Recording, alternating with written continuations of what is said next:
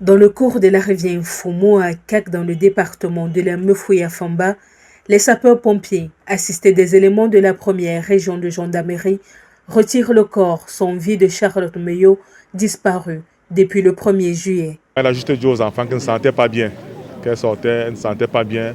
Elle est rapidement dans un centre de santé, sans précision particulière.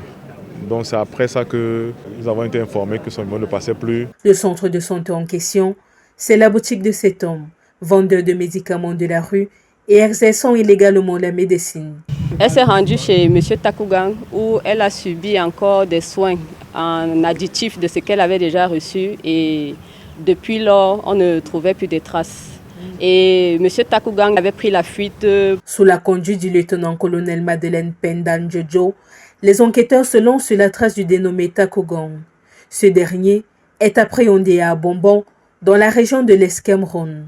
Son exploitation permet de découvrir ce qui est arrivé le 1er juillet dernier. Après avoir fourni ses soins mortels à la victime, il a été aidé à se débarrasser du corps par M.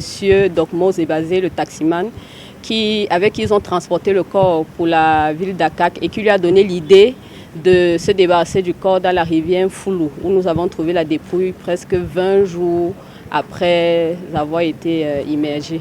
Entre les mains de la première région de gendarmerie, les suspects tentent de se disculper et demandent pardon. Je demande pardon. Je demande pardon. Je demande pardon.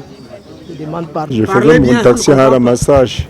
Il m'a expliqué qu'il est dans une situation. J'ai porté aussi ce colis. Il m'a seulement dit guider comme ça, on s'est retrouvé vraiment ou c'est à Rail ou c'est après les rails en Ozoa. Charlotte Meyo était chef de bureau du courrier au ministère de l'Environnement et de la Protection de la Nature.